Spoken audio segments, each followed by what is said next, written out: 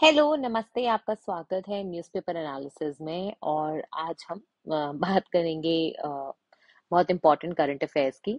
तो highlighted PDF जो Telegram channel आपके सामने दिख रहा है, वहाँ पे जाके आप इससे जुड़ सकते हैं। तो हमने न्यूज़पेपर में जो भी हाइलाइटेड चीज़ें थी, जो इम्पोर्टेंट थी, आपके पढ़ने लायक थी, वो ऐसे हाईलाइट करके आप आगे स्क्रीन पे देख पाएंगे, हमने डाल दी है।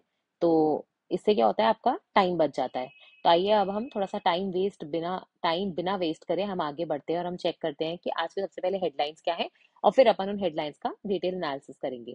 तो अनलाइक जितने लोगों को डाउट यहाँ पे आने वाला है, एक चौक लगने वाला है। जैसे इंडिया के पास एक संविधान है, कॉन्स्टिट्यूशन है, वैसे पाकिस्तान के पास भी एक संविधान और एक कॉन्स्टिट्यूशन है। क्योंकि अल्टीमेटली आप देखोगे, पाकिस्तान चाहे कैसा भी है, खुद को एक डेमोक्रेसी तो बोलते ही है, ठीक है। तो डेमोक्रेसी के लिए कॉन्स्टिट्यूशन, एक ये नहीं बोल सकते कि जरूरी है, महत्ता है, पर अच्छा होता है अगर होता है तो, ठीक है। ब्रिटेन के पास नहीं है एक रिटन कॉन्स्टिट्यूशन, बट इसका मतलब ये नहीं है कि ब्रिटेन एक अच्छी डेमोक्रेसी नहीं है, बट ऑब्वियसली हर चीज के एक्सेप्शंस होते हैं।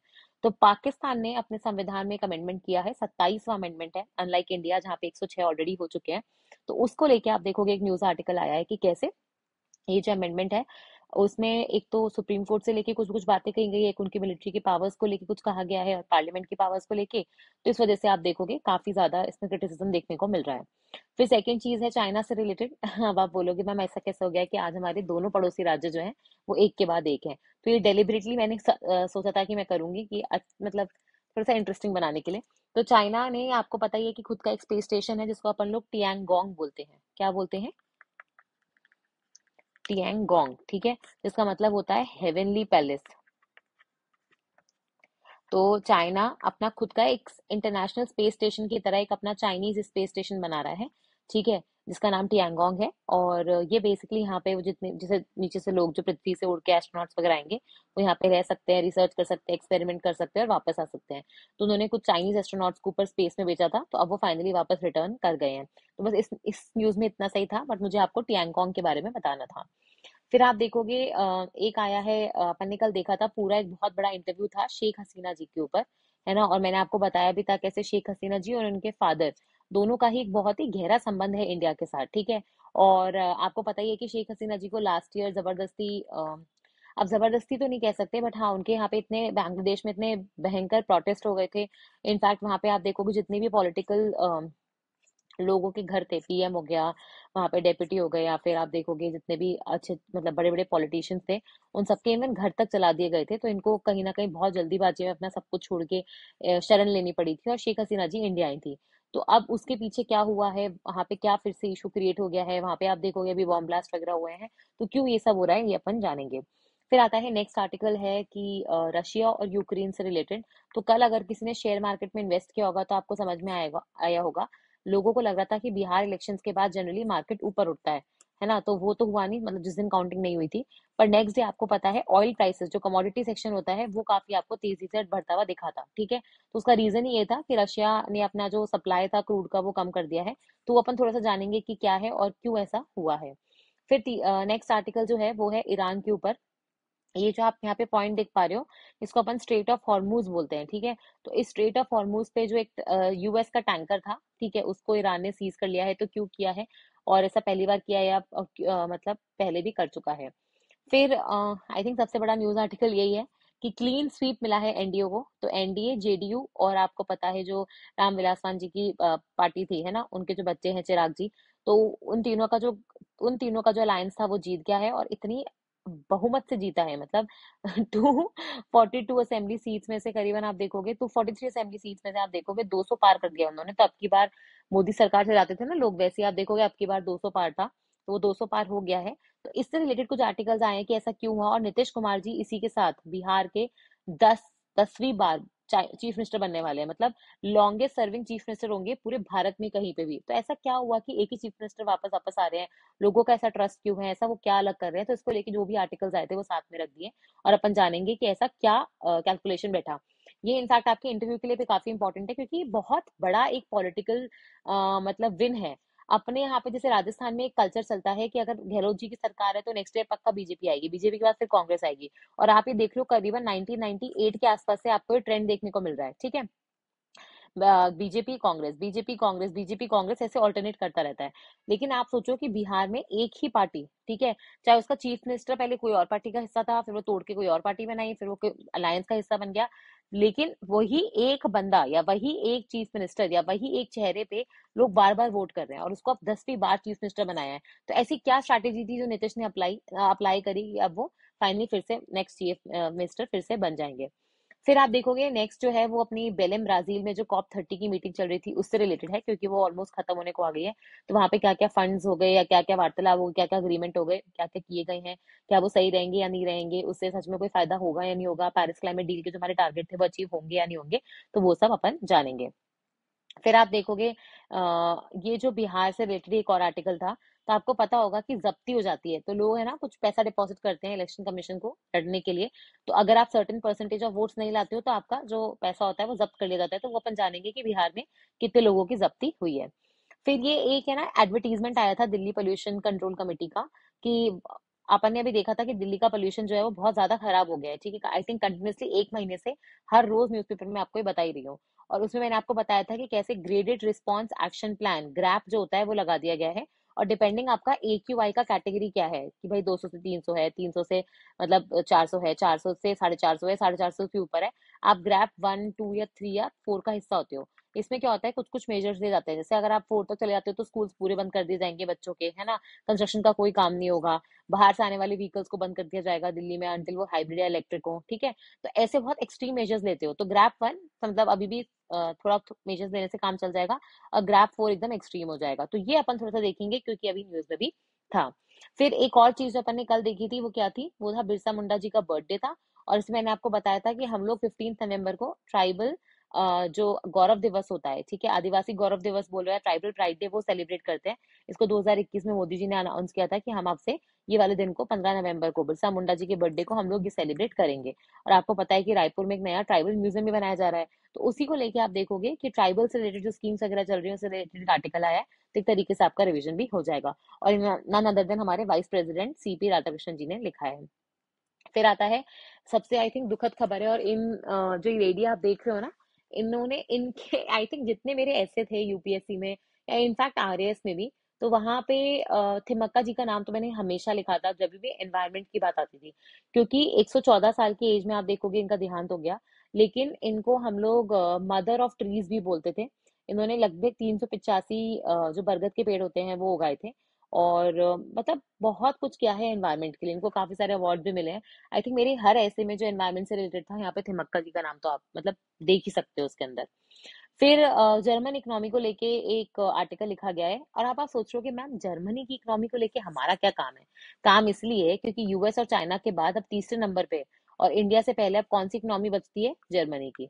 ठीक है, तो हमें जर्मनी की इकोनॉमी को बस पीछे पछाड़ना है ताकि इंडिया जो है वो थर्ड नंबर पे आ जाए। तो इसलिए आप देखोगे जर्मनी की इकोनॉमी के बारे में थोड़ा सा जानेंगे। और फिर जर्मनी से रिलेटेड एक और चीज आई है, वो ये है कि जर्मन का जो वेस्ट वाटर होता है, ठीक है, उसमें आप देखोगे पोलियो वायरस का स्ट्रेन मिला है। तो ये बहुत ही दुखद खबर है क्योंकि पोलियो ऑलमोस्ट हर जगह से जा चुका है एक्सेप्ट पाकिस्तान और अफगानिस्तान। तो वहां पे जो स्ट्रेन मिला है वो भी अफगानिस्तान के जो कंट्री में स्ट्रेन दौड़ता है वही वाला मिला है, तो उसको लेके एक इशू है।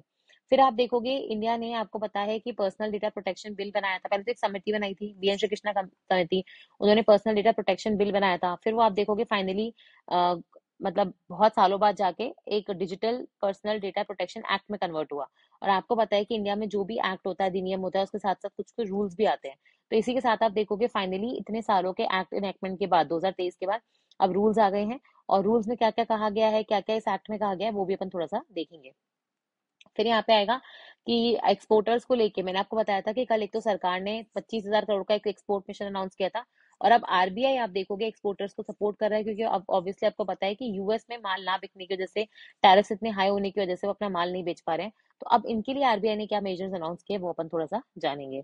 फिर WPI इन्फ्लेशन से रिलेटेड एक न्यूज है, ये तो मुझे लग रहा है मैंने आपको 2-3 बार पहले ही बता चुका है कि क्योंकि अच्छी मानसून हुई थी, अच्छी आप देखोगे फसल वगैरह भी हुई थी, है ना, तो WPI इन्फ्लेशन बहुत लो है। ठीक है। फिर जैसे एक है ना डेटा सेंटर्स, मैंने आपको बताया ना कि जैसे जैसे AI और ये सारी चीजों का काम बढ़ेगा डेटा सेंटर्स का काम बढ़ता जाएगा। तो आफ्टर आप देखोगे गूगल के बाद अब फाइनली रिलायंस भी अपना एक खुद का बहुत बड़ा डेटा सेंटर बनाएगी आंध्र प्रदेश में। ठीक है, वो तो ऑब्वियसली उनके समिट हुई इस वजह से, बट आपको डेटा सेंटर के बारे में पता होना चाहिए। फिर आप देखोगे एक्चुअली क्या होता है कि जब आप कोई वेब पेज खोलते हो तो आपको कोई साइट्स पहले पेज पे दिखती हैं, फिर कोई साइट्स पीछे पेज पे दिखती हैं, ऊपर कई साइट्स पे ऐड आते हैं। तो ये क्या होता है, गूगल ऐड पॉलिसी की वजह से होता है। तो इसी को लेके आप देखोगे कुछ इश्यूज चल रहे थे गूगल और ईयू के बीच में, और अब फाइनली उन्होंने डिसाइड करा है कि हम ये करेंगे। तो ये आपका मोटा मोटा आप देख लो कि आज का पेपर काफी बड़ा सा ही लग रहा है, क्योंकि 10 मिनट में तो हम लोग सिर्फ हेडलाइंस डिस्कस कर पाए हैं। तो आइए अब हम शुरू करते हैं पहले आर्टिकल से, जो है पाकिस्तान में होने वाले 27वें अमेंडमेंट के ऊपर। तो अनलाइक जैसा हम लोगों को लगता है, पाकिस्तान में कॉन्स्टिट्यूशन तो है, आप कितना मानते हैं नहीं मानते हैं वो उनके ऊपर है। तो पाकिस्तान का जो संविधान है, कॉन्स्टिट्यूशन, उसका 27वां अमेंडमेंट किया गया। उसके अंदर बेसिकली जो सुप्रीम कोर्ट की पावर्स है उसको कम किया गया। उसको मना कर दिया कि आप कोई भी संविधान से रिलेटेड केस, कॉन्स्टिट्यूशन से रिलेटेड केस कोई नहीं लड़ोगे। ठीक है, ताकि हम उसका इंडिपेंडेंस बना सके, और इसके लिए हम अलग से कॉन्स्टिट्यूशनल केसेस को सॉल्व करने के लिए कॉन्स्टिट्यूशनल कोर्ट बना दिया जाएगा। ठीक है। दूसरा, आप देखोगे उन्होंने जो उनके आर्मी के हेड होते हैं, ठीक है, उनको आप देखोगे चीफ ऑफ डिफेंस, जैसा इंडिया में सीडीएस होता है, chief of defence of staff, तो वहां पे उनको आर्मी, नेवी, एयरफोर्स तीनों ब्रांचेस का हेड बना दिया है। और उनको इम्यूनिटी दे दिया है कि उनके खिलाफ कोई चार्जेस वगैरह आप शुरू नहीं कर सकते, ना ही उनको उनकी पोजीशन से ऐसे ही निकाल सकते। तो ये था मोटा मोटा आर्टिकल की यहाँ पे एक्चुअली में हुआ क्या है पाकिस्तान में। ठीक है, और बहुत सारे जजेस वगैरह ने तो, कुछ ने तो रिजाइन भी कर दिया, कुछ आप देखोगे इसके खिलाफ आ गए कि ऐसे कैसे आप कोर्ट की पावर को कम कर सकते हो। ठीक है, और साथ में याद रखना, जो प्रेसिडेंट की पावर थी, ठीक है, जो आर्मी चीफ की पावर थी, उनको उन्होंने जो क्या बोलते हैं, उनकी जो टेन्योर था उसको और ज्यादा बढ़ा दिया है। अब वो 2030 तक वहां पे रह सकते हैं। ठीक है, तो ये यहाँ पे आप देख सकते हो कि उन्होंने कंसोलिडेशन कर दिया है पावर का। ठीक है, और ये स्पेसिफिकली तब से शुरू हुआ है जब से आपको पता है कि पाकिस्तान में खुद टेररिस्ट अटैक बढ़ गए हैं। तो एक तरफ तो हम इंडिया वाले पाकिस्तान को अक्यूज करते हैं कि हमारे यहाँ पे मतलब है ना, ये टेररिस्ट अटैक करवाते हैं, और एक तरफ आप देखोगे कि जो पाकिस्तान है वह खुद आप टेररिज्म से परेशान है। तो आपने तहरीक तालिबान हो गया है ना, या फिर और भी जो अपनी ये वाली ऑर्गेनाइजेशंस वगैरह होती है, जाफर एक्सप्रेस का हाईजैक कर लिया था उन्होंने, है ना, ट्रेन का पूरा। तो इतने सारे अटैक्स हो रखे हैं, तो इस वजह से कहीं ना कहीं आप देखोगे वो हमारे साथ कोऑर्डिनेट भी कर लेते हैं। तो लेकिन प्रॉब्लम ये था कि ये अटैक्स को लेके फाइनली आर्मी जो है वो अपने आप को स्ट्रॉन्ग पोजीशन देना चाहती है। फिर एक हाइब्रिड मॉडल आ जाएगा जहाँ पे आप देखोगे कि वो लोग एक स्पेशल इन्वेस्टिगेशन फैसिलिटेशन सेंटर बनाना चाहते हैं। ठीक है, और एक इम्यूनिटी देना चाहते हो आर्मी चीफ को कि कोई भी अगर कुछ रॉन्ग काम हुआ तो उनको प्रोसिक्यूट नहीं कर सकते। और फिर आप देखोगे एक फॉरेन पॉलिसी को लेके आर्मी का कंट्रोल है, ऑब्वियसली, क्योंकि आर्मी जो है, आपको पता है ना कि हम लोग स्टेट विद मिलिट्री बोलते हैं, लेकिन पाकिस्तान को मिलिट्री विद स्टेट बोलते हैं। ठीक है, तो उस चक्कर में ये आर्टिकल लिखा गया है। फिर हम चलते हैं नेक्स्ट आर्टिकल के ऊपर, जो शेख हसीना जी के ऊपर है। तो इसमें मैं कल के न्यूज़पेपर का लिंक नीचे भी पेस्ट कर दूंगी, क्योंकि उनका इंटरव्यू हमें पूरी कहानी बता देगा कि बांग्लादेश में हुआ क्या था। बांग्लादेश में बेसिकली जॉब रिजर्वेशन को लेके एक बिल पास होना था। उस बिल पे काफी ज्यादा प्रोटेस्ट और हंगामे वगैरह हुए थे, यूथ की डिमांड थी कि उनका रिजर्वेशन कम किया जाए। ठीक है, इसको लेके आप देखोगे प्रोटेस्ट हुए, गवर्नमेंट ने पीसफुली पहले प्रोटेस्ट अलाउ करे, फिर वो वायलेंट हो गए। उसमें ऑपोजिशन पार्टीज और मतलब शेख हसीना जी तो यूसुफ जी का भी इसमें नाम लगाती है, तो बहुत सारे पॉलिटिकल लोग, एक्सटर्नल फंडिंग इन्वॉल्व हुई, और पूरा का पूरा मैटर इतना बढ़ गया कि हसीना जी को अपना ही देश छोड़ के आना पड़ा। तो अब आप देखोगे हुआ क्या था कि हसीना जी के द्वारा ही एक है ना, जो लोग अपने क्राइम्स अगेंस्ट ह्यूमैनिटी करते हैं, वॉर क्राइम्स करते हैं, है ना, तो उनके उनको बेसिकली कहीं ना कहीं पनिश करने के लिए उन्होंने एक ऑर्गेनाइजेशन टाइप की बनाई थी। ठीक है, कोर्ट टाइप का बनाया था जो ये केसेस डिसाइड करता है। और अब वही कोर्ट आप देखोगे कल वर्डिक्ट देने वाला है। तो उसके पहले दो है ना बॉम्ब्स वगैरह जो थे वो फट गए बाजार में, ठीक है, ढाका एयरपोर्ट के पास में। तो ये कहीं ना कहीं आप देखोगे एक दिक्कत देखने को मिलती है। और फिर लड़ाइयों को ही आगे बढ़ाते हुए अपन ये देखते हैं कि रशिया और यूक्रेन में फिर से वॉर छिड़ गया है। इनफैक्ट रशिया ने, आप देखोगे, यूक्रेन पे इतनी सारी मिसाइल्स और ड्रोन्स वगैरह दागे, तो लोग कंफ्यूज हो गए थे कि कहाँ जाएं, अंदर रहें बाहर जाएं, क्योंकि स्कूल्स कॉलेजेस वगैरह सब में आप देखोगे कुछ ना कुछ लगाया था। इवन दो आप देखोगे यूक्रेन ने ड्रोन्स को या मिसाइल्स को, जो इनकमिंग मिसाइल्स है उनको तो बिल्कुल भी न्यूट्रलाइज करने की कोशिश करी थी। ठीक है ना, बट फिर भी कहीं ना कहीं वो नहीं रोक पाए। ठीक है, तो ये और इस वजह से हुआ क्या था, क्योंकि रशिया आप देखोगे ग्लोबली अभी क्रूड ऑयल काफी सप्लाई कर रहा है, तो उन्होंने अपनी क्रूड ऑयल की जो वो थी कंपनी, मतलब रशिया ने, तो वो तो मतलब उन्होंने मना कर दिया कि अब हम इतना नहीं करेंगे। उन्होंने 2% कट ले लिया, और जैसे उन्होंने क्रूड ऑयल को सप्लाई कम करी, वैसे आप देखोगे क्रूड ऑयल के भाव बढ़ गए। ठीक है, तो ये अपने को देखने को मिलता है। फिर आप देखोगे ईरान ने क्या करा है, यूएस का एक टैंकर है उसको सीज कर लिया है। अब यूएस उसमें एड़ी चोटी का जोर लगा रहा है। एक्चुअली हुआ क्या था कि यूएस में जब ट्रम्प साहब इलेक्ट हो गया, उन्होंने बोला ये ईरान के साथ हम लोग कैसे रिलेशन कर रहे हैं, इतना प्यार से तो वो बैठेगा नहीं, तो आप है ना उनकी जो भी न्यूक्लियर फैसिलिटीज है उसको डिस्ट्रॉय कर दो। वही चीज ट्रम्प की दूसरी प्रेसिडेंसी में भी यही हुआ कि जब आप देखोगे जो ईरान की मतलब जो उनकी न्यूक्लियर फैसिलिटीज थी, जहाँ पे वो क्लेम कर रहे हैं कि वो न्यूक्लियर वेपन नहीं बना रहे, वो पीसफुल यूजेस के लिए यूज कर रहे हैं, पर फिर भी आप देखोगे उनको डिस्ट्रॉय करने के लिए काफी कुछ किया गया था। और अब फाइनली ईरान ने उसका बदला लिया है। ठीक है, फिर आते हैं हम लोग नीतीश वेव के ऊपर। आई थिंक ये आर्टिकल है जो सबसे ज्यादा सबको इंटरेस्टिंग भी लगता है, क्योंकि कहीं ना कहीं पॉलिटिक्स, आई थिंक इंडिया में तो एटलीस्ट है, मुझे लगता है कि पॉलिटिक्स सबका फेवरेट पास टाइम है। घर हो, बड़े हो, बूढ़े हो, बच्चे हो, है ना, महिलाएं हो, पुरुष हो, सबको पॉलिटिक्स पे बात करने पे मजा आता है। तो नीतीश अगर आप देखोगे फिर से 10वें प्राइम मिनिस्टर, चीफ मिनिस्टर बनने वाले हैं, सॉरी। और ऑपोजिशन जो है सबसे छोटा है, मतलब अगर मैं बिहार की हिस्ट्री देखूं, जब से बिहार बना है अब तक, तब से सबसे छोटा ऑपोजिशन जो है वो इस बार देखने को मिलेगा। हम्म, और इनफैक्ट आप देखोगे बहुत ही कम कैंडिडेट्स हैं। प्रशांत किशोर के तो सूरज पार्टी से कोई आ ही नहीं पाया, उनका तो खाता ही नहीं खुला। तो काफी आप देखोगे मेजर डिफीट ये देखने को मिलती है। ठीक है, और ऑब्वियसली नीतीश कुमार जी की बहुत सारी स्ट्रैटेजीज थी, वो काम आ गई हैं। ठीक है, कास्ट को लेके स्ट्रैटेजी हो, एंटी इनकम्बेंसी की स्ट्रैटेजी हो, ठीक है, या फिर आप देखोगे सोशल जस्टिस हो, डेवलपमेंट हो, उन्होंने सबको साथ लेके ऐसे जोड़ के दिखाया कि अब जो सरकार आएगी वो आपकी सारी इच्छाएं पूरी करेगी, सिर्फ एक नहीं। तो आप हमें वोट दीजिए, और लोग ऑब्वियसली उनको वोट भी दिए हैं। तो वो तो अपने को रिजल्ट से समझ में आ गया है। तो अब आप देखोगे कि एक्चुअली अगर आपसे कोई ये पूछे कि इस इलेक्शन को जीतने में सबसे बड़ा हाथ किसका है, तो नीतीश कुमार जी की स्ट्रैटेजी का है, जिसमें महिलाओं ने बढ़ चढ़ के पार्टिसिपेट किया। आपको पता है ना, इस बार जो भी स्कीम्स आ रही थी, जो तेजस्वी यादव के द्वारा जो स्कीम पब्लिश करी जा रही थी, उसमें महिलाओं का बहुत बड़ा योगदान था। ठीक है, जैसे उन्होंने आते 33% कोटा जो होता है जॉब्स के लिए, वुमेन के लिए फिक्स कर दिया, 50% पंचायती राज में फिक्स कर दिया। ठीक है, बहुत सारी स्कीम चलाई, गर्ल चाइल्ड एजुकेशन की, गर्ल साइकिलिंग वगैरह की, उनको जीवन दीदी बना दिया जो एसएचजीज में काम करती हैं। तो आप देखो ना, उनका ओवरऑल स्टेटस बढ़ गया। और आपको पता है कि इस बार जो बिहार में वोटिंग हुई है, उसमें लगभग 71.6% वोटिंग जो हुई है वो तो महिलाओं की हुई है। तो महिलाओं के वोट इस बार बहुत मैटर करे थे। फिर वैसे ही आप दूसरा देखोगे तो बिहार में जो देखो, नीतीश कुमार जी खुद जो थे, वो तो बेसिकली जो वहाँ की मेजोरिटी कम्युनिटी से अलग है, लेकिन उनके जो टाइप्स थे, कनेक्शन थे, उससे उन्होंने बता पाया कि वो सारी कास्ट को एड्रेस कर पाएंगे। तीसरा आप देखोगे वेलफेयर एंड डोल्स, ये हमेशा सबसे बड़ी प्रॉब्लम होती है कि जैसे आपने प्रॉमिस कर दिया कि हम जब पावर में आएंगे तो हम आपको 10,000 रुपए देंगे, अपने खाते में 15,000 देंगे। इसको अगर आप कैलकुलेट करो, जितने नंबर ऑफ बेनिफिशियरीज का फायदा पहुंचाना चाहते हो, तो ये जो नंबर है वो बहुत ज्यादा आता है। ठीक है, तो इसमें क्या होता है कि इससे सरकार के पास फिर कम टैक्सेस बचेंगे, कम खर्च करने के लिए। इस वजह से क्या होता है, फिर मार्केट में ज्यादा प्रॉब्लम होती है, अनएम्प्लॉयमेंट, बेरोजगारी वगैरह बढ़ती है। ठीक है, तो कहीं ना कहीं आप देखोगे 70 से 80% अगर आप खर्चा करते हो वेलफेयर पे, तो वो ठीक ही माना जाता है। तो महिला रोजगार योजना हो गया, 10,000 स्कीम हो गई, जिसमें 10,000 रुपए डाले जाते हैं। तो ये सारी चीजें ही आप देखोगे लोगों को लुभाने के लिए थी।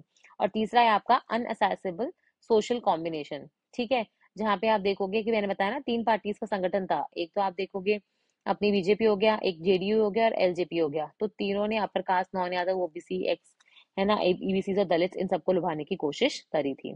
ठीक है, अब इसी से रिलेटेड एक और आर्टिकल है कि 10 में से 8 कैंडिडेट्स ने अपनी जब्ती खो दी है। ठीक है, 10,000 रुपए लगते हैं इलेक्शंस को लड़ने के लिए, आपको जमा करवाने पड़ते हैं। तो ये, क्योंकि 8 में से 10 लोग, 10 में से 8 लोग हारे हैं, तो सिर्फ 2 लोग ही जीते हैं। तो यहाँ पे अगर आप इसको मल्टीप्लाई करोगे तो आपको रियलाइज होगा कि मतलब जितने कैंडिडेट्स थे, जैसे सपोज यहाँ पे लिखा हुआ है 2616 कैंडिडेट्स थे, तो उनमें से आप देखोगे बहुत ही कम लोगों ने एक्चुअली में कुछ जीता है। ठीक है, और 1/6 ऑफ द टोटल वोट्स आपको चाहिए होते हैं, तभी आप है ना, मतलब अपने डिपॉजिट को बचा पाओगे। 10,000 रुपए आपके डूबे में गए। तो इलेक्शन कमीशन ऑफ इंडिया ने बताया है कि लगभग 2 करोड़ रुपए जो हैं वो सिर्फ 10,000 करते करते इकट्ठे हुए हैं। इसमें से भी सबसे ज्यादा जो जब्ती गई है वो गई है इंडिपेंडेंट कैंडिडेट्स की, क्योंकि आपके पास कोई पार्टी का चिन्ह नहीं था। फिर हम लोग चलते हैं नेक्स्ट आर्टिकल के ऊपर, जो है COP30 यानी बेलेम ब्राजील में हो रहे निगोशिएशंस के बारे में। $300 बिलियन उन्होंने कमिट किया है उसको देने के बारे में। तो यहाँ पे मैंने ये हाईलाइट कर दिया है, बिकॉज हम लोग COP30 को बहुत दिनों से साथ साथ में पढ़ रहे हैं, तो अभी इसकी इतनी जरूरत नहीं है। बट इससे रिलेटेड एक ये वाला आर्टिकल है जो ये बता रहा है कि हम लोग जितने भी वर्ल्ड, अगर हमने सारी कंट्रीज ले ली जो कुछ कुछ काम कर रही हैं, ठीक है, तो भी हम जो पेरिस क्लाइमेट डील का हमारा 1.5 डिग्री का टारगेट था वो हम अचीव नहीं कर पाएंगे। लगभग जो हम आज कर रहे हैं उससे हम लोग 2.5 डिग्री के आसपास ही पहुंच पाएंगे। ठीक है, तो कहीं ना कहीं हमें और ज्यादा जरूरत है कि हम रेजिलियंस, क्लीन एनर्जी में इन्वेस्ट करें। ठीक है। इनफैक्ट वो ये भी बोल रहे हैं कि लार्ज स्केल डिप्लॉयमेंट जो होता है रिन्यूएबल एनर्जी, वो कहीं ना कहीं जो इंडिया के एमिशन हो रहे हैं उनको काट रहा है। और इंडिया चाइना तो उतने ज्यादा एमिशन कर भी नहीं रहे जितना बाकी देश कर रहे हैं, ठीक है। तो यहाँ पे आ जाएगा कि रिन्यूएबल्स जो है वो कोल की तरह यूज तो हो रहे हैं, बट फिर भी कहीं ना कहीं आप देखोगे रिन्यूएबल्स को लेके काफी ज्यादा लोगों में परेशानियां हैं। तो वो सब हमें दूर करनी होगी। अब ये आपका होमवर्क है कि ग्रेडेड रिस्पॉन्स एक्शन प्लान, क्योंकि अपन ने बहुत बार पढ़ा है, मैंने आपको 3 और 4 दोनों में बताया है कि क्या क्या एक्टिविटीज हो सकती है। तो लगभग एक तरीके से एक पब्लिक एडवाइजरी है, एक नोटिफिकेशन है, तो जो आप ज्यादा से ज्यादा लोगों को सर्कुलेट कर सकते हो। बट यही मैंने आपको बताया था लास्ट स्लाइड में कि ग्रेडेड रिस्पांस एक्शन 4 जो होता है सीवियर वाले में लग चुका है हमारा ऑलरेडी। चिल्ड्रन की क्लासेस वगैरह नहीं लगती हैं, आपको बाहर जाना मना मना होता है अंटिल आपकी कोई बहुत ज्यादा मजबूरी होती है, ठीक है। और मतलब वो वाली चीजों को देखते हुए आप देखोगे अलग अलग ग्रेडेड रिस्पॉन्स एक्शन प्लान के अंदर एक्शंस लिखे हुए हैं। फिर आते हैं हम बिरसा मुंडा जी की एनिवर्सरी के ऊपर और क्यों हमें ये सेलिब्रेट करना चाहिए, क्योंकि ट्राइबल्स ने भी आप देखोगे बढ़ चढ़ के पार्टिसिपेट किया। इट्स जस्ट दैट उनकी प्रॉपर डॉक्यूमेंटिंग नहीं हुई है, ठीक है। बिरसा मुंडा हो गया, लोरी सीताराम हो गया, ये वही है जो आरआरआर वाले से नहीं थे, जंगल के सारे जानवरों के साथ फिर वो एक साथ कूदते हैं, तो ये आरआर वाले ही थे। सीताराम राजू, वीर गुंदादू, रैनी गैडन, ठीक है। तो ये बहुत सारे लोग ऐसे हैं जिन्होंने इस आंदोलन में हमारा साथ दिया था। हमारा तो क्या मतलब, उन्होंने साथ दिया था आजादी के लिए, ठीक है। तो यहाँ पे उसी को सेलिब्रेट करने के लिए उनके बर्थडे को अपन ये बना लेते हैं कि इट इज अ उनके लिए वो जो दिन है वो माना जाएगा। ट्राइबल्स की अगर मैं बात करूँ तो उनके एजुकेशन के लिए जैसे 1 लाख मॉडल रेजिडेंशियल स्कूल्स चल रहे हैं, गर्ल चाइल्ड एजुकेशन के लिए चल रहा है। फिर उनकी एक पीवीटीजी से रिलेटेड स्पेशल योजना आती है, उसमें आप देखोगे स्पेशल फंड सरकार एलोकेट करती है ताकि उनका कुछ भला हो जाए। फिर आप देखोगे इसके बाद जनमन स्कीम आई थी, जिसके अंदर आप देखोगे वहां पे जो हाउस होल्ड है उनको कंप्लीटली सैचुरेट कर दोगे वहां की अ, मतलब जो बेसिक सर्विसेज होती है उससे, ठीक है। तो ऐसे ऐसे कर करके आप देखोगे डिफरेंट डिफरेंट उन्होंने इनिशिएटिव्स लिए और फाइनली आपको नजर आएगा कि उन्होंने ट्राइबल्स के लिए बहुत कुछ किया है। और थिमक्का देवी के बारे में तो मैं ऑलरेडी आपको बता चुकी हूँ, ठीक है। 385 बनियन ट्रीज उन्होंने उगाए थे। 4.5 किलोमीटर का स्ट्रेच पड़ता है बैंगलोर एरिया में। तो ऑब्वियसली ये जो पेड़ पौधे होते हैं उन्हीं को अपना बच्चा मानती थी। फिर जर्मनी की इकोनॉमी के बारे में देखो, इसमें अपन लोग नहीं भी पढ़ेंगे तो चल जाएगा, क्योंकि जर्मनी की इकोनॉमी एज सच हमारे काम की नहीं है। बट जर्मनी की इकोनॉमी जो है वो इतना नीचे क्यों जा रही है ना। आप देखो कि जर्मनी जो है उसकी इकोनॉमी है $5 ट्रिलियन की, और इंडिया की है अभी $4 ट्रिलियन, ठीक है। जीडीपी देखोगे तो आपको पता है सिर्फ 0.2% ही ग्रो करेगा, इनफैक्ट आप देखोगे वो नीचे ही जाया जा रहा है, ज्यादा ऊपर उठ नहीं रहा है, ठीक है। और ऊपर से जर्मनी आपको पता है लास्ट ईयर यूरोप में जो अपना वो टाइड एंड टाइड आया था किसका, ब्रेक्सिट वाला, वैसे आप देखोगे जर्मनी जो है वो पूरी यूरोप से थोड़ा पीछे ही चल रहा है ना। ग्लोबल एवरेज ग्रोथ जो है वो भी कम है। और कहीं ना कहीं आप देखोगे जो रिस्ट्रिक्शंस लगा रखे हैं, उस वजह से हमारे एक्सपोर्ट्स भी रुक गए हैं, ठीक है। तो वो वाली चीज है कि कैसे जर्मनी से बाहर निकल सकता है। एक तो खुद स्पेंडिंग करनी पड़ेगी सरकार को ताकि लोग इंटरेस्टेड हो, लोगों के पास पैसा है, लोग खर्च करें, तो सप्लाई भी तो होनी चाहिए ना सामान की, एक तो वो वाली चीज हो गई। दूसरा आप देखोगे कि मतलब देखो सिर्फ हाउस होल्ड इनकम कट नहीं करनी पड़ेगी आपको, अल्टीमेटली कॉर्पोरेट टैक्सेस वगैरह भी कम करने पड़ेंगे ताकि लोगों को इंडिया में आके बिजनेस करना इजी लगे। तो ये पोलियो वायरस से रिलेटेड एक आर्टिकल था कि जर्मनी के वेस्ट वाटर में देखने को मिला है। हमें दुखी होना चाहिए बट हम खुश इस बात पे हो रहे हैं कि और कहीं नहीं मिला, और दूसरा वो जो स्ट्रेन मिला है वो अफगानिस्तान वाला ही स्ट्रेन है, ठीक है। तो इससे हमें याद आता है कि पोलियो क्या है, एक तरीके का वायरस से होने वाली बीमारी है, ठीक है। अब पोलियो जो होती है कई बार आपको एक मतलब क्या बोलते हैं, पोलियो अगर किसी को हो जाए तो उसका कोई इलाज नहीं है, सिर्फ वैक्सीनेशन एग्जिस्ट करता है। वैक्सीनेशन नहीं होता था वो 2 बूंद जिंदगी की, अमिताभ बच्चन जी आते थे, तो वैक्सीनेशन उस तरीके का है, अगर आपने मिस कर दिया तो आपको पोलियो हो सकता है। अब पोलियो के ना 2 स्ट्रेन होते हैं, एक तो वाइल्ड में जो घूमता है वो वाला स्ट्रेन होता है, ठीक है, और एक आप देखोगे वैक्सीन वाला होता है। तो अगर अपन वाइल्ड वाले की बात करें तो याद रखना ऑलमोस्ट जो है ये वाइल्ड वाला पोलियो जो है वो ऑलमोस्ट एलिमिनेट हो चुका है, सिर्फ कुछ ही जगह पे बाकी है, ठीक है। फिर आप आते हो, आई थिंक सबसे इंपॉर्टेंट न्यूज आर्टिकल है ये, वो है इसके ऊपर डेटा प्रोटेक्शन एक्ट और उसके रूल्स के ऊपर, तो फाइनली आ चुके हैं। इसके अंदर हमने एक तो आप देखोगे अगर आपने एक्ट पढ़ा है, ठीक है, और अगर एक्ट पे आपको एक सेपरेट सिर्फ 1 मिनट का वीडियो चाहिए इसके अंदर बताने के लिए कि पर्सनल डेटा प्रोटेक्शन एक्ट के अंदर क्या आता है, तो जरूर बताइएगा। मोटा मोटा मैं आपको यहाँ पे बता देती हूँ। देखो इंडिया में बहुत सारी कंपनीज बाहर से आई, गूगल, माइक्रोसॉफ्ट है ना, कोई भी आई, उन्होंने क्या करा है इंडिया के लोगों को सर्विसेज प्रोवाइड करी डिजिटल। अब वो है ना सारा डेटा हमारा बाहर लेके चली गई, तो ये हमारे डेटा का हनन हो रहा है, क्योंकि बाहर जाके किसी को बेच सकती है, उसका एनालाइज कर सकती है, प्रोसेस कर सकती है, उससे कुछ भी इंफॉर्मेशन बना सकती है, पर अल्टीमेटली रिस्पॉन्सिबिलिटी किसकी हो जाएगी, जिसने पहली बार वो कंटेंट बनाया था, ठीक है। तो यहाँ पे क्या होता है, डेटा प्रोटेक्शन एक्ट में हो क्या रहा है, जो अमेजोन गूगल जैसी बाहर की कंपनी आती है और उनको डेटा लोकलाइजेशन करना पड़ेगा, यहीं पे सर्वर रखे यहीं पे हमारा डेटा सेव करना पड़ेगा। फिर ऐसे इसमें जो लोग होते हैं उसमें अपन ने बोल रखा है, जैसे बहुत जो फेमस लोग होते हैं उनको अपन सिग्निफिकेंट डेटा फिड्यूशरी बोलते हैं। ठीक है, सिग्निफिकेंट डेटा फिड्यूशरी का मतलब क्या होता है कि मतलब इन पे ज्यादा सख्ती से लॉ लगेंगे। फिर आपके लॉ ने उसमें ये भी बताया था कि कौन से सेक्टर्स है, पब्लिक इंटरेस्ट, फ्रेंडली रिलेशंस, है ना, या फिर आप देखोगे कोई और कंट्री के साथ अच्छा नेशनल सिक्योरिटी का रीजन, उस वजह से हम देखेंगे कि जो ये थे, मतलब सरकार आपको डिनाई कर सकती है या फिर सरकार आपके राइट्स का हनन भी कर सकती है। फिर एक डेटा प्रोटेक्शन बोर्ड भी बनाया जाएगा जो अल्टीमेटली कंप्लायंसेस देगा, सबकी कंप्लेंट्स वगैरह भी सुनेगा। ठीक है, तो ऐसे करके आप देखोगे इंडिया का पहली बार एक प्रॉपर रूल आया है। आप यहाँ पे इस पे थोड़ा सा और डीप में पढ़ सकते हो, वैसे जरूरत नहीं है क्योंकि अभी ये लॉ पूरी तरफ से, सॉरी, आपके जो रूल्स है वो पूरी तरह से मतलब ऑन ग्राउंड नहीं आए हैं। जैसे आ जाएंगे वो काम आपको बता दिया जाएगा। फिर जैसे अपन ने सरकार के बारे में पढ़ा था कि कल 25,000 करोड़ का मिशन लगाया है उन्होंने एक्सपोर्टर्स को सपोर्ट करने के लिए। वैसे आरबीआई ने अब क्या किया, जैसे कोविड के टाइम पे उन्होंने किया था कि उनको पता है कि मार्केट ठप हो गया, बिजनेस चल नहीं रहा है, तो वो लोग किस्तें कहाँ से भरेंगे, तो उनके लिए आप देखोगे लोन मोराटोरियम अनाउंस किया है। तो इसके अंदर क्या होता है, मोराटोरियम के अंदर मैंने आपको पहले ही बताया था कि हो सकता है आपके पास मतलब आपके पास पैसे ही नहीं है किस्तें भरने के लिए, तो आप क्या करोगे, उस पे इंटरेस्ट जमा होता रहेगा, लेकिन किस्तों के लिए आप बाद में जब हो सकता है तो बाद में आपकी ईएमआई पे एडजस्ट करके वो कर दिया जाएगा। ठीक है, और जो इंटरेस्ट जुड़ेगा वो लास्ट में आपका सिंपल इंटरेस्ट से कैलकुलेट होगा और इंटरेस्ट और इंटरेस्ट नहीं लगेगा। ठीक है, तो ऐसा क्यों हो रहा है, क्योंकि ऑब्वियसली क्योंकि यूएस ने हमारे गुड्स से मना, मतलब मना तो नहीं किया, बट टैरिफ इतने लगा दिए कि वहां पे कोई खरीदेगा ही नहीं। ठीक है, फिर डब्ल्यूपीआई इन्फ्लेशन क्या होता है, अपन ने पहले क्लासेस में सीपीआई के बारे में पढ़ लिया था, रूरल अर्बन कंबाइंड की सारी चीजें। अब अपन देखेंगे वर्ल्ड ये होलसेल प्राइस इन्फ्लेशन, ये अपन पहले भी बात कर चुके हैं, आई थिंक कल भी बताया था मैंने आपको कि जो होलसेल होता है, थोक की दुकानें होती है, उन पे क्या भाव चल रहे हैं उसको देख के अपन बताते हैं कि इन्फ्लेशन है या फिर नहीं है। और डेटा सेंटर के बारे में अपन ने पहले ही देख लिया कि रिलायंस और यहाँ पे आप देख सकते हो गूगल, दोनों ने अनाउंस किया था कि हम लोग डेटा सेंटर इंडिया में खोलेंगे। फिर यहाँ पे आएगा कि ईयू ने चार्जेस लगाए थे गूगल पे कि कैसे आप मिसयूज करते हो अपनी पोजीशन का, आप किसी को बाद में घुसने नहीं देते, क्योंकि आप ऐप जो होता है ना वो उसपे जो एडवर्टीजमेंट्स वगैरह आते हैं तो उसको लेके पॉलिसीज होती होंगी, तो वो आप देखोगे ईयू ने गूगल को बोला था कि आपका जो सर्च इंजन है वो सारे गूगल गिवन रिकमेंडेशन जो खरीदे जाते हैं उनको ऊपर कर देता है, बाकी जेन्युइन जो होते हैं वो नीचे चले जाते हैं। तो कैसे आप एडटेक पॉलिसी को प्रॉपर्ली यूटिलाइज कर सकते हो, इंश्योर कर सकते हो कि डिसइन्वेस्टमेंट ना हो। तो आई थिंक आज के मेजर आर्टिकल्स यही थे, सिर्फ लास्ट के 2-3 छोड़ दोगे तो ये था आपका पूरा न्यूज़पेपर एनालिसिस। अगर आपको पसंद आ रहा है तो जरूर बताइएगा, और कमेंट सेक्शन में कोई और अगर आपको कोई टॉपिक है जो आपको बहुत परेशान कर रहा है, आपको लगता है कि इंटरव्यू प्री या मेंस में इसको समझने के लिए बहुत मेहनत लगेगी, तो आप हमें टॉपिक का नाम लिख के भेज सकते हैं, हम उस पर वीडियो लेके आने की कोशिश करेंगे। तो इसी के साथ अपन ये टेलीग्राम चैनल से जरूर जुड़ जाइएगा, वहां पे अपन ने एक और पहल शुरू करी है कि अब से हम वहाँ पे ना एक या दो रोज पीवाईक्यूज, मतलब पीवाईक्यूज हो गए या इंपॉर्टेंट क्वेश्चंस हो गए करंट अफेयर से रिलेटेड, वो अपन डालते हैं। ठीक है, एमसीक्यूज बेसिकली। तो उससे क्या होगा कि आपको मजा आएगा और आपको लगेगा ओके हमें कुछ कुछ नया सीखने को मिल रहा है और क्यों आपको ये न्यूज़पेपर एनालिसिस पढ़ने की जरूरत है।